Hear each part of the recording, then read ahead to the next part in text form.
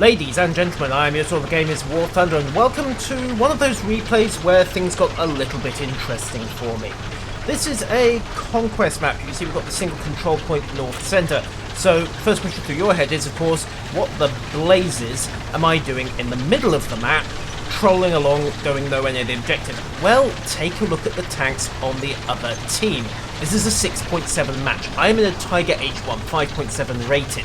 We have got Panzer D, M6, Panzer D, Wind, IS-1, IS-1, H1E, IS-2, IS-244, King Tiger, IS-244. If I get front and centre with most of those tanks, I'm gonna die. Now, we're looking at this in the replay system because I didn't have fraps running at the time. I really ought to get in the habit of recording all my matches, and it should be noted that I couldn't see the Tiger H1 over there, Bullack, and I couldn't see the IS-2, I think it is, it's also lurking around. I could, however, see that Panzer IV drone.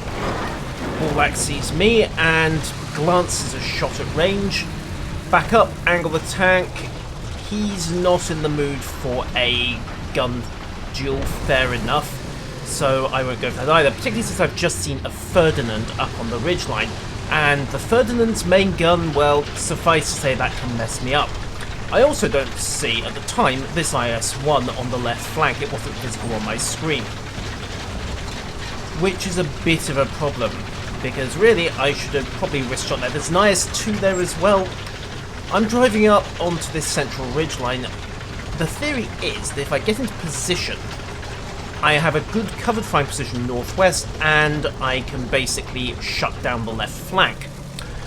Unfortunately, the IS-2 has seen me. That's a 122mm gun. I can't fight it. You can see there, one shot, transmission, horizontal drives, and I'm dead with the second shot.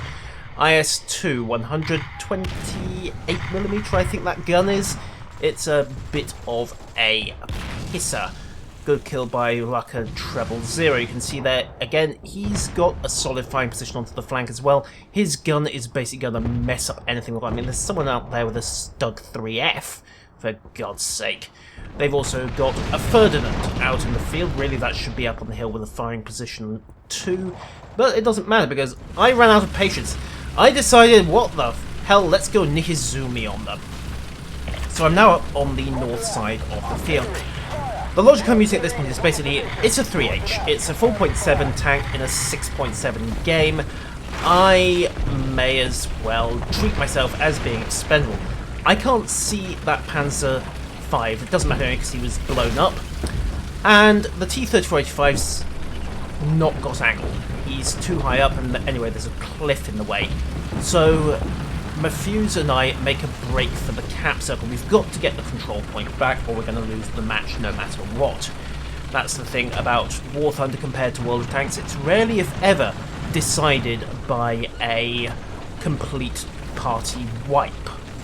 So, T-3485 goes boom. We've got some very nice cover fire coming from the guys up on the ridge, in particular that Jagdpanther. However, there is an IS-244 watching the flank here, and after I momentarily need to change my underwear, having just driven through his gun sights, things get bad. The T-34, I think it was, no, that's a Panther from the hull. And turret shape goes pop, and we're now in an interesting position. I'm on the flank here, very exposed to the front, but the 80mm front armor on the H might, if I'm lucky, stop a low velocity or glancing shot, and I'm backed up and angled as best I can. This is not a good position, but what the hell. Take a few machine gun rounds at the P-47. The Rock kills him before I get the kill, and then the Panzer 470 decides to make a break for it. Right across my line of fire, he brews up, which is pretty much how it goes. There's a Panzer D up on the ridgeline, Pack Glove 82. If we jump over to him, you can see he's not really got a good position. And it certainly doesn't help that I'm aiming artillery at him at the moment. Jump back to my camera view. The IS-244's poked its head round, gets a flank shot through its trouble. It also gets some fire from the ridgeline. The Jagdpanther doing its stuff again. Nope, that was the Tiger E. fair enough. He probably can't get through at that range, but it was enough to make the IS-2 back off hard. So, at this point, we're in a semi-decent situation. The IS-2 round the corner is still an issue, of course.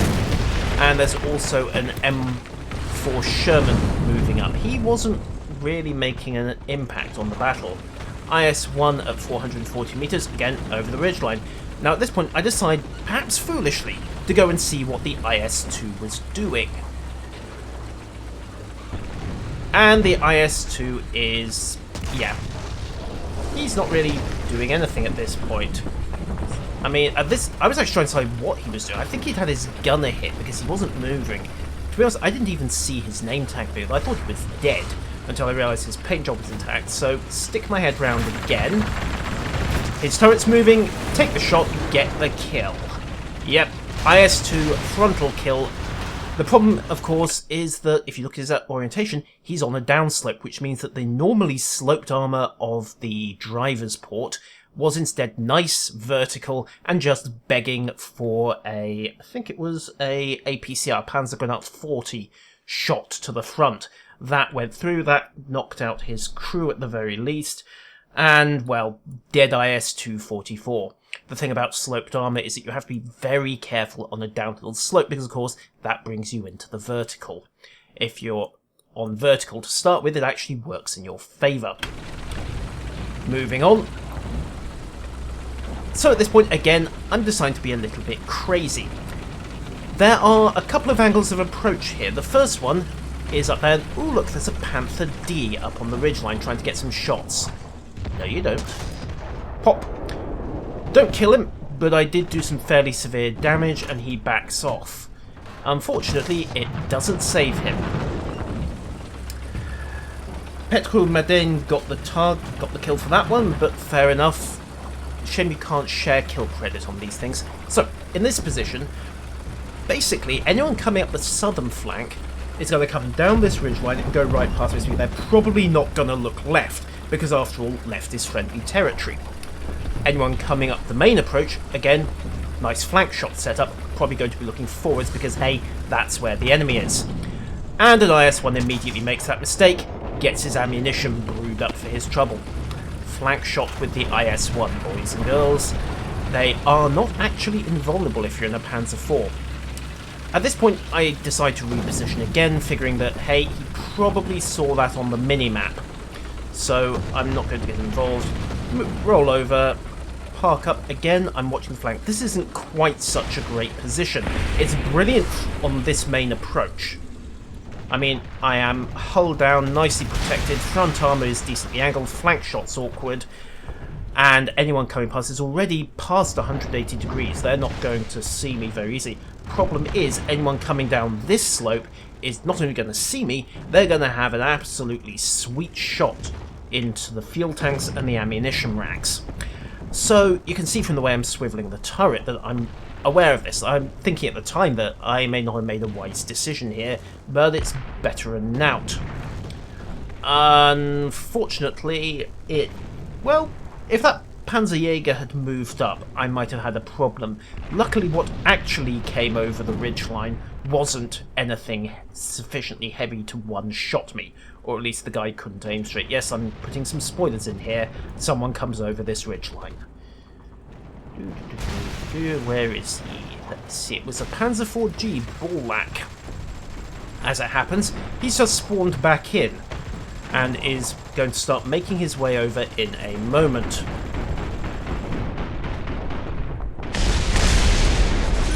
I'm still toddling around, we're still looking for victims, and the cap counter is slowly ticking down. The enemy's gonna have to do something pretty desperate if they want to get the thing. And there's Bullak.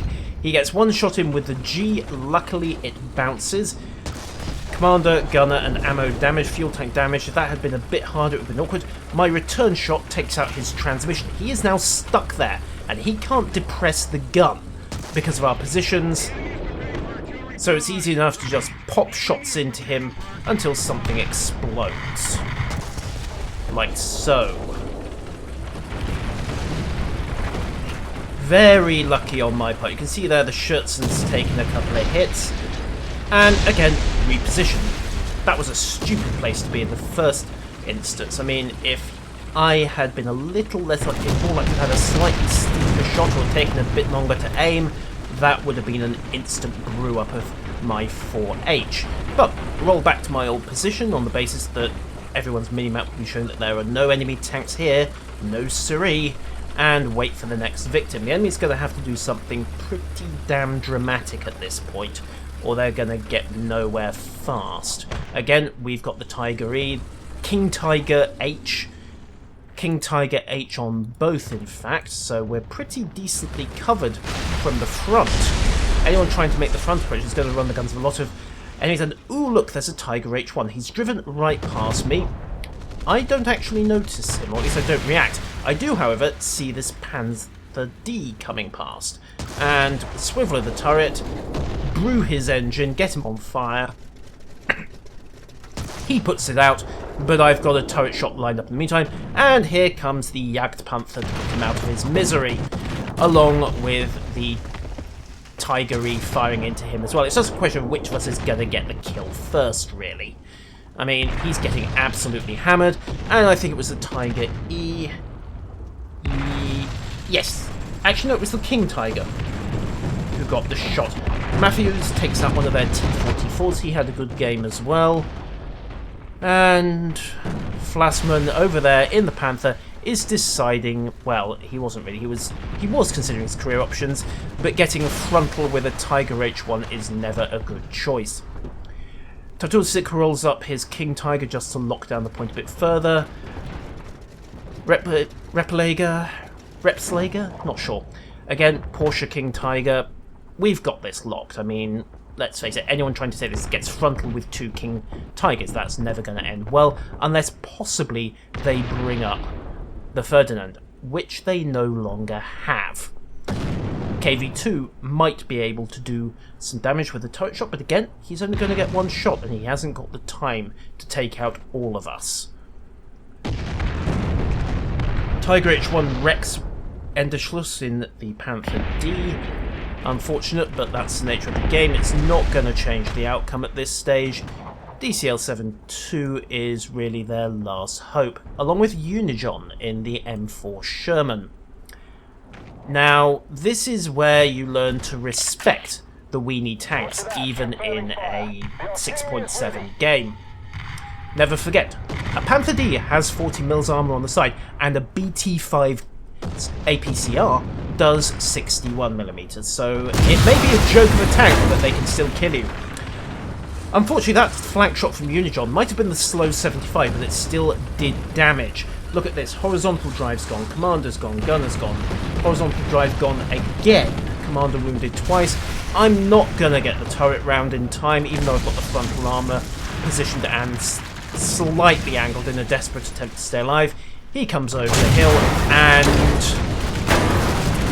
first shot doesn't do it. I'm desperately trying to get the turret round. Why he's hosing me with energy, I have no idea.